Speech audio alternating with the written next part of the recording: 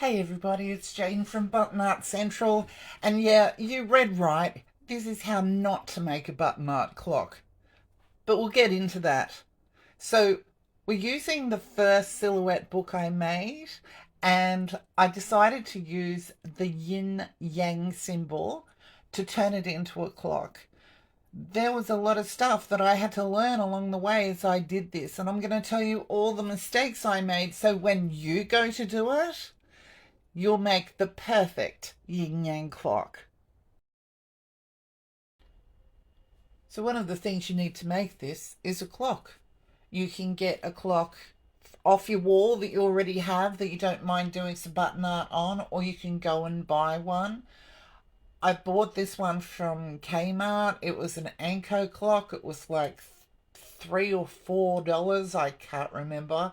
But I also got myself a Lazy Susan, which I found really, really good for this project because it made it really easy for me to be able to turn the clock round as I was actually doing the artwork. You'll see why that's important later when you see me do the artwork, in fast forward, of course. So it's about now I realised that I'd made a terrible mistake. I'm going to fast forward this bit so that you can just see me in real time working out that this was never going to work because the buttons were too high for the hands. So check that. So now here I am with the clock that was actually going to be able to be used for this. This is my clock from my wall at home. Usually has glass over it. I pulled it off the wall. I thought, no, I'm going to use this. I'm going to make the clock that I look at every day into my button art clock using the template that is in volume 1 of the silhouette book. So as you can see, underneath I've got a Lazy Susan. I'm working out whether the buttons will fit this time, and very quickly I realised that they do.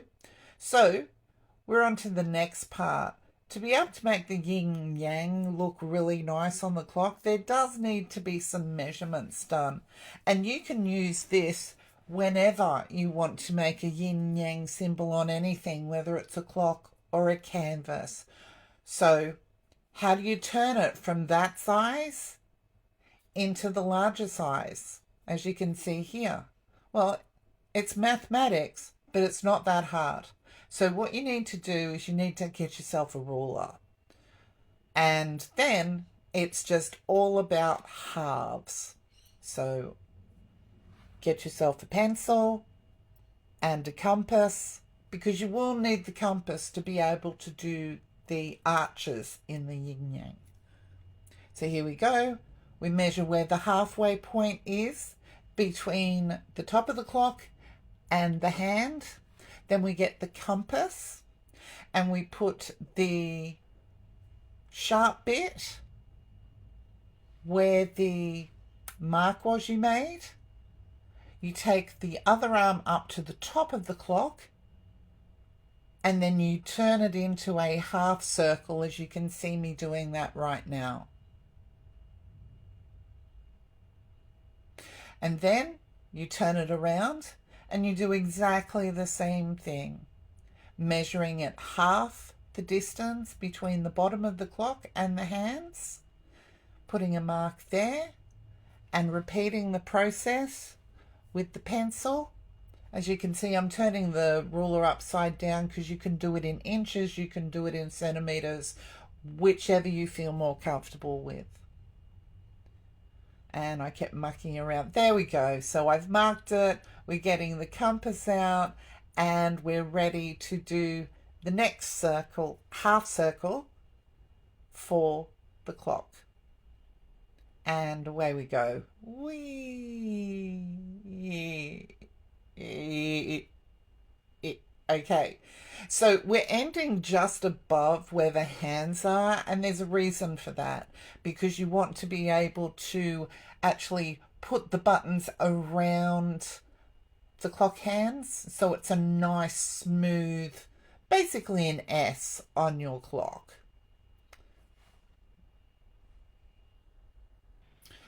Right, the next thing you do is you start off with working with what type of glue you're going to use. I used the E6000, I think it's called. There'll be a link down in the description for you to get it on Amazon. It is just one of the glues that you can use. It's a very nice, tacky, hard sticking glue. So if you're prone to mistakes, it probably isn't the best glue for something like this. But as we continue around, we keep on making sure that all the buttons are in place, trying not to get too much glue on your hands because it's a pain in the bum to get it off. So round we go. As we're getting towards the end, you want to make sure that they're all lined up together properly. And this can just be a little bit of fiddling about to make sure that they are all in place. You'll see it right at the end where I actually start moving buttons just a little bit to make sure that they're all in. Like that. Now we're going to have a look at how to do the middle part of the yin-yang clock, where we put basically an S in. And what you want to have is the same number of buttons for the top half of the S as the bottom half. So I have 11 buttons here, and slowly what I start to do is get the shape in place. I put a bit of glue down first, as you can see here, around the place that is just inside the line that I drew earlier of the half circle.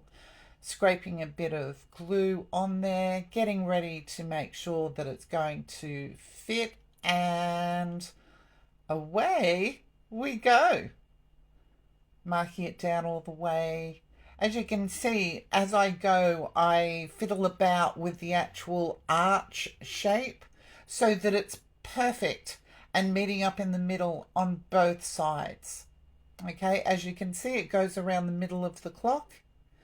Keep on fiddling, keep on adding until I'm absolutely happy with how it actually looks. And it's about now where I go, yeah, that's complete. It was also about this time that I realised while I was filming I'd made a mistake, and I had forgotten to show you that I actually put in the 2 large copper buttons to represent part of the yin-yang symbol. As you can see now, what I'm doing is I am making another mistake, which is realising that I didn't prepare it properly so that you can see the numbers coming through. I would highly recommend that if you're going to do this, you prepare your surface first by making it white on one side and black on the other. So here we have another look at the book, just making sure. Oh, quick free plug for the Button Art Central silhouette book. I really think that on the black side you can really see the mistake of not preparing the surface. I did actually try and fix it by adding little bits and pieces in between, and you'll see the finished clock in a moment actually hanging on my wall. I'm not overly happy with it, but it is what it is. And this was a video about showing you how not to do something. I've given you all the tools to know how to do it now. Oh, one more thing. Make sure that if you're going to do it like this, that the button sizes are the same. My buttons were different sizes, thus that horrible mess on the black side, as you can see. So that's how you make a button clock, or how not to make a button clock, depending upon which way you look at it. I hope you enjoyed. I hope you got something out of it. Don't forget to like and subscribe, and all the details are down the bottom for all the stuff that I've mentioned. Tacky glue is available anywhere. Cheers, buttoneers. I hope you enjoyed this. Bye for now.